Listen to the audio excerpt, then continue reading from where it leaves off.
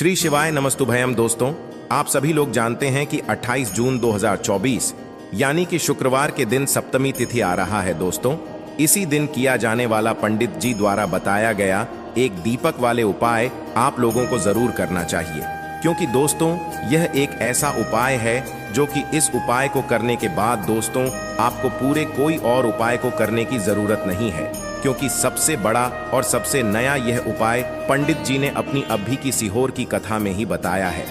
मैं जिस उपाय को आज हम आपको बहुत अच्छे से समझाने वाले हैं, इस वीडियो को देखने के बाद इस उपाय को समझने के लिए आपको कोई और वीडियो को देखने की जरूरत नहीं पड़ेगी। तो चलिए दोस्तों, उपाय को शुरू करते हैं। देखिए, यह दिन इतना खास होता है, इतना महत्वपूर्ण होता है। देखा है कभी कभी बड़े बड़े पूजा पाठ अनुष्ठान से जो मनों का ना पूर्ण नहीं होते, सप्तमी के दिन एक छोटे से उपाय करने से ही आपकी मनोकामना पूर्ण हो जाती है।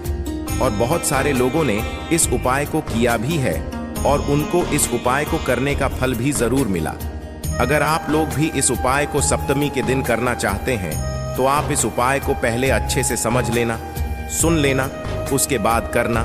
ना आपको इस उपाय का फल जरूर मिलेगा और इस उपाय को कर लेने से आपके घर में चाहे किसी भी प्रकार की दुख और समस्या क्यों ना चल रही हो, आपको उसका कारण भी नहीं पता है कि भाई यह समस्या किस कारण से चल रही है। उसका कुछ भी कारण हो सकता है, जैसे पितृ दोष हो सकता है या किसी भी तरह का मंगल दोष भी हो सकता है, और भी बहुत तरह के दोष होते हैं, कुछ भी हो सकता है। पर आपको इस उपाय को करने के लिए अपने दोष को पता लगा की भी जरूरत नहीं है। सप्तमी के दिन इस एक दीपक वाले उपाय को आप लोगों को कर लेना है। यह एक ऐसा उपाय है जिस उपाय को अगर किसी विशेष दिन पर किया जाए तो भाई उस विशेष दिन का जो है वह तो हमें मिलता ही मिलता है। पर हमने उस दिन पर इस एक दीपक वाले उपाय को किया है तो हमें उससे भी बड़ा फल मिलता है, और फल बहुत जल्दी मिलता है, क्योंकि आप इस उपाय को बहुत ही बड़े और विशेष दिन पर कर रहे हो, क्योंकि सप्तमी के दिन बहुत ही ज्यादा बड़ा होता है। इसीलिए दोस्तों, आज की इस वीडियो में हम आप लोगों को एक दीपक वाले उपाय समझाएंगे, जिस उपाय को करने से अगर आपकी किसी भी प्रकार की मनोकामना है, किसी भी प्रकार की दहक और परेशानी है, सबसे ज्यादा समस्याएं आपके जीवन में ही हैं। अगर आपको धन प्राप्ति नहीं हो पा रहा है, रुपए पैसे की आपके घर में लगातार दिक्कत परेशानियां चलती चली आ रही हैं, आपका व्यापार, आपकी नौकरी अगर अच्छे ऐसे नहीं चल रहे हैं, जिसकी वजह से घर में लगातार आर्थिक समस्याएं बनी रहती हैं, घर का कोई ना कोई सदस्य अगर बीमार रहता है, आपस में एक दूसरे से लड़ाई झगड़ा होता रहता है, किसी की अगर बनती नहीं है, तो पूज्य गुरु जी ने कहा है कि जब आपके जीवन में ऐसी परिस्थितियां आ जाएं कि आप एक एक रुपए खर्च करने से पहले कई बार सोचने लगे हो, आपको धन प्राप्ति अगर नहीं हो पा रहा हो, तो आपको सिर्फ और सिर्फ एक दीपक वाले उपाय से शिवलिंग के सामने एक ऐसा विशेष उपाय करना है जो आपकी इन सारी समस्याओं को सिर्फ 21 दिन के अंदर ही समाप्त कर देगा। तो देखिए, एक दीपक वाले उपाय है तो सीधी सी बात है कि इसमें हमें एक दीपक की तो आवश्यकता पड़ेगी ही पड़ेगी। तो देखिए, अगर आप यह एक हल्दी वाला दीपक चतुर्थी वाले दिन अपने घर में जला देते हैं, तो देखिए सप्तमी का जो दिन है, इसकी महिमा कुछ ऐसी है कि जो व्यक्ति चतुर्थी के दिन में शिव जी को प्रसन्न करने के लिए पूजा करता है, उपाय करता है, शिव जी बहुत जल्दी अपने उस भक्त से प्रसन्न हो जाते हैं। और अगर आपने हल्दी वाले दीपक का उपाय कर लिया तो ऐसा आप मान के चलिए कि शिव जी इतने ज्यादा आपसे प्रसन्न हो जाएंगे कि आपके जीवन की जो निर्धनता और गरीबी है उसे वह जल्दी से जल्दी आपके जीवन से दूर कर देंगे, क्योंकि हल्दी जो है यह शिव जी से जुड़ी है। हल्दी आपके जीवन में बहुत सारी जो आर्थिक तरह की समस्याएं होती हैं, जो आपके घर में पैसा नहीं आता है, पैसा रुकता नहीं है, पैसा बहुत ज्यादा खर्च अगर आपका होता है, धन की बर्बादी अगर आपके घर में हो रही है, तब भी आपको विशेषकर यह हल्दी वाले एक दीपक का उपाय चतुर्थी वाले दिन जरूर करना चाहिए। देखिए, इसी के साथ आपको बता दें, इस बार सप्तमी पर बहुत ही दुर्लभ संयोग का निर्माण हो रहा है। तो देखिए, आपको बता दें कि शिव जी को अगर आप जल्दी से जल्दी प्रसन्न करना चाहते हैं, अपने घर की गरीबी को जल्दी से जल्दी दूर करना चाहते हैं, तब आपको यह पहला उपाय करना है। चतुर्थी के दिन तो उपाय को करने के लिए आपको कौन कौन सी चीज लेनी है और किस समय उपाय करना है, तो देखिए, उपाय को करने के लिए आपको यहां पर लेना है एक छुटकी काला तिल। ठीक है ना। बहुत ही जरा सा एक चुटकी काला तिल लेना है और एक ही चुटकी आपको लेनी है पिसी हुई हल्दी। अब आपको क्या करना है, आपने नहाने वाले जल में एक चुटकी हल्दी डालनी है और एक चुटकी काला तिल डालना है और आपको इस जल से स्नान करना है।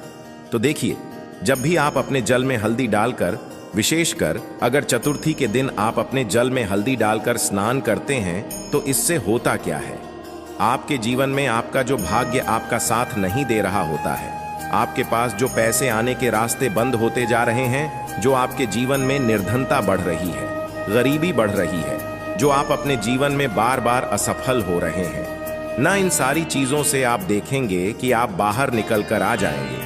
आपके घर में, आपके जीवन में पैसा आना शुरू हो जाता है, पैसा रुकना शुरू हो जाता है, क्योंकि यहाँ पर आपकी कुंडली में गुरु की स्थिति बहुत मजबूत हो जाती है, जिसके बाद आप जिस काम को करते हैं उसमें आपको लाभ ही लाभ मिलता है। तो यह पहला उपाय है चतुर्थी के दिन, इस उपाय को आप जरूर करें। अब बात करेंगे दूसरे उपाय की। देखिए, जो दूसरा उपाय आपको बताने जा रहे हैं, इस उपाय को अगर आप चतुर्थी के दिन करते हैं तो आपकी सारी अधूरी मनोकामना को शिव जी पूरा कर देते हैं। तो यह उपाय भी आप विशेष कर करें। अगर कोई भी ऐसी विश है, कोई भी ऐसी इच्छा है आपकी जो अभी तक अधूरी है, पूरी नहीं हो रही है, तो आपको शिव जी को प्रसन्न करना है ये दूसरा वाला उपाय चतुर्थी के दिन करके। तो देखिए, यहाँ पर उपाय को करने के लिए आपको लेना है तुलसी की लकड़ी। देखिए, बहुत सारे लोगों के घर में तुलसी का पौधा सूख जाता है और तुलसी की जो टहनियाँ होती हैं, है ना, तुलसी की ठनी को आपको छोटा छोटा कर लेना है, ठीक है ना। छोटे छोटे पार्ट में आप उसको तोड़ लें, डिवाइड कर लें, और फिर आपको क्या करना है, एक लाल कपड़े के अंदर इन टहनियों को रखना है। कितनी लेनी है, आप 2 ले सकते हैं, 5 ले सकते हैं, 11 ले सकते हैं। अगर 11 की संख्या हो तो बहुत उत्तम है। अब आपको क्या करना है, लाल कपड़े के अंदर रखना है और इसकी छोटी सी पोटली आपको बना लेनी है। अब सबसे पहले आपको क्या करना है, इस पोटली को शिव जी के चरणों में स्पर्श करना है, उनके चरणों से स्पर्श करना है। इसके बाद आपको यह पोटली अपने घर में, या तो अपने घर के मुख्य दरवाजे पर आपको इसको टांगना है, अंदर की तरफ टांगे, बाहर की तरफ नहीं, ठीक है ना। या फिर इसे आप अपने घर के मंदिर में एक तरफ रख देंगे। देखिए, जब भी आप तुलसी की टनी जो होती हैं उन्हें अपने घर में कहीं पर भी रखते हैं और शिव जी से प्रार्थना करते हैं कि मेरी यह विश है, मेरी ये मनोकामना है, बहुत लंबे समय से अधूरी है, मेरे जीवन में निर्धनता है, गरीबी है, मेरे घर में सुख समृद्धि नहीं है, मेरे घर में क्लेश है।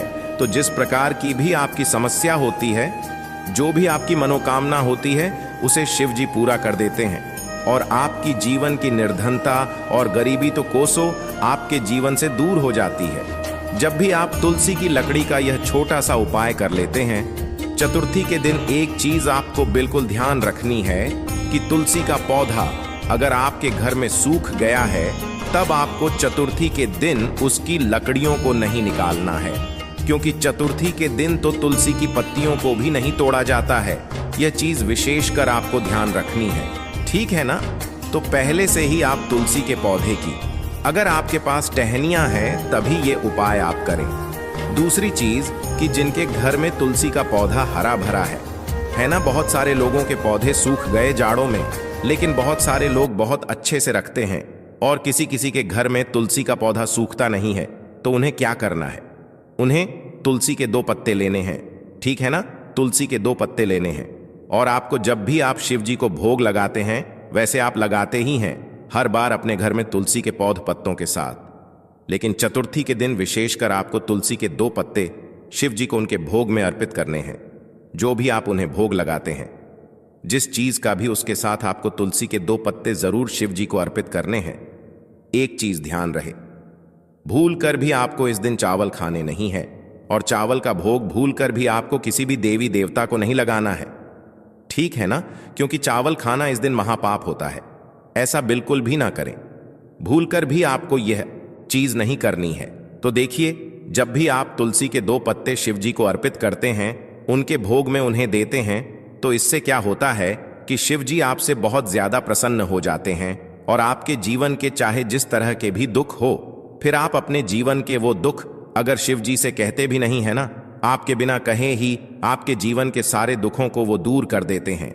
चलिए अब बात कर लेते हैं, एक चुटकी हल्दी डालकर दीपक आपको कहां पर लगाना है, उपाय को कैसे करना है, और कैसे यह एक छुटकी हल्दी वाला दीपक आपके जीवन की निर्धनता को तो दूर कर ही देगा। माँ लक्ष्मी की ऐसी कृपा आपके ऊपर बरसेगी कि आने वाली 7 पीढ़ियों को भी न धन की कमी नहीं होगी। इतना ज्यादा शिवजी आपसे प्रसन्न हो जाते हैं। इस एक उपाय को करके देखिए।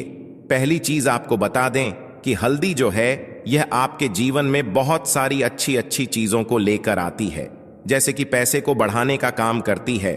और आपके घर में धन आने के स्रोत अगर बंद हो गए हैं, धन आने का रास्ता अगर आपके घर में बंद होता जा रहा है, उसे खोल देती है। क्योंकि आपके घर की नेगेटिव एनर्जी है, नकारात्मक ऊर्जा है, बुरी शक्तियां हैं, इन सारी चीजों को हल्दी दूर कर देती है।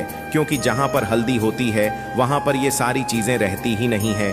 तीसरी चीज, हल्दी शिव जी से जुड़ी है, तो शिव जी आपसे तुरंत प्रसन्न हो जाते हैं। जब भी आप हल्दी का कोई उपाय करते हैं तो आपको पिसी हुई एक चुटकी हल्दी लेनी है, और ये एक चुटकी पिसी हुई हल्दी आपको दीपक के अंदर डालनी है। शुद्ध देसी घी का दीपक आप तैयार करेंगे, गोल बाती लगाएंगे और फिर उसके अंदर एक चुटकी हल्दी आपको डालना है। अब देखिए, ये हल्दी वाला दीपक आपको लगाना कहाँ पर है।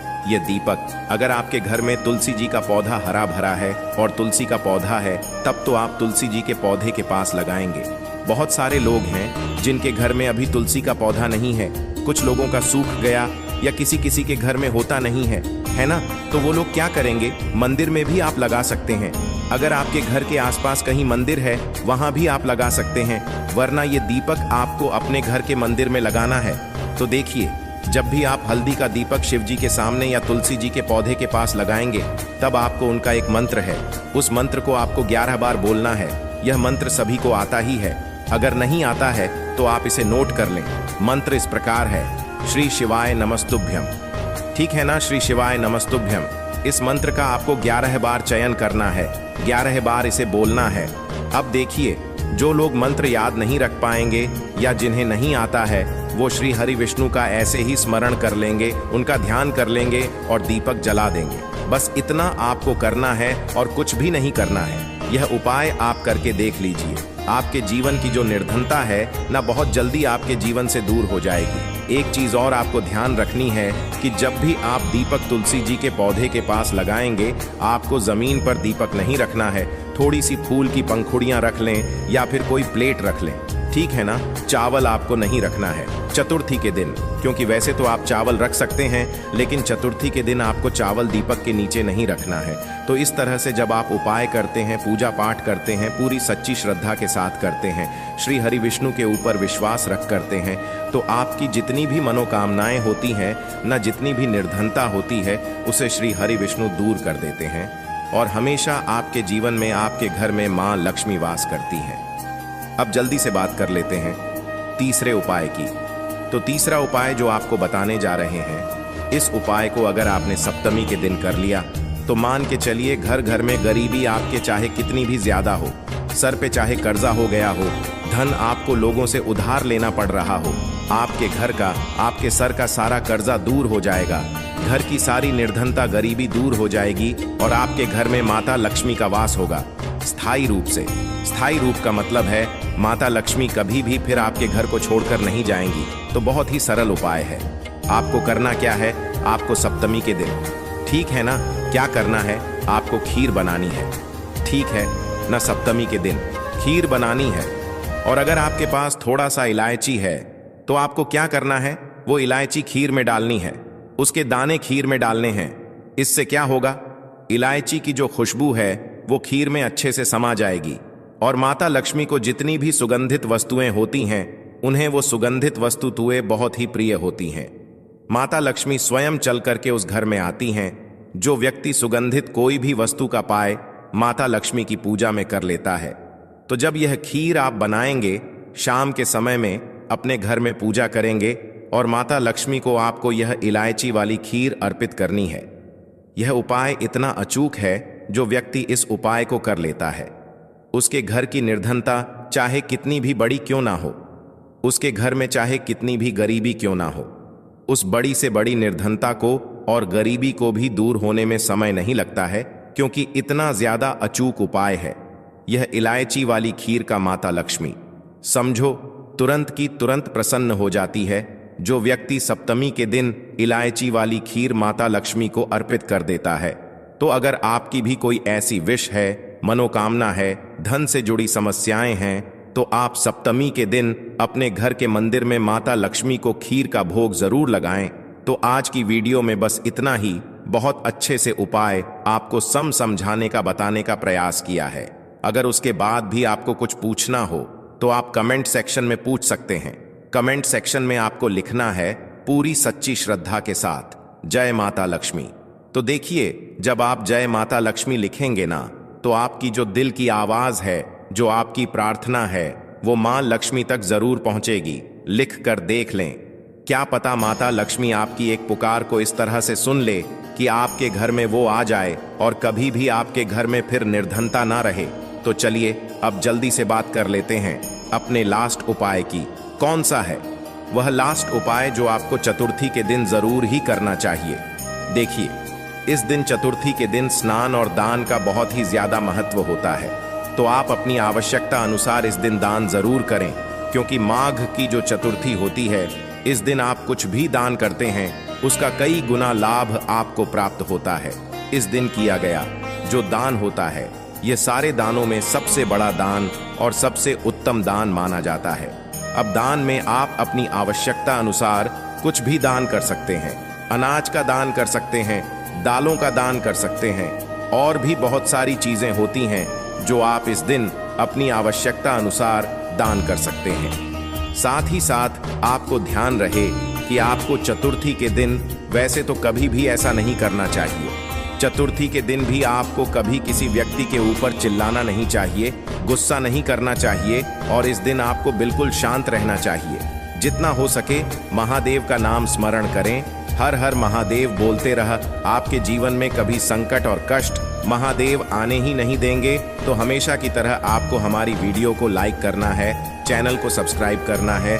जो लोग चैनल पर पहली बार आए हैं, साथ ही साथ कमेंट सेक्शन में श्री शिवाय नमस्तुभ्यम। दोस्तों, अगर आपको वीडियो पसंद आई है तो वीडियो को लाइक करके हमारे YouTube channel Bageshwar Dham tips 2.0 को सब्सक्राइब कर दो और कमेंट बॉक्स में जय बागेश्वर धाम लिख दो।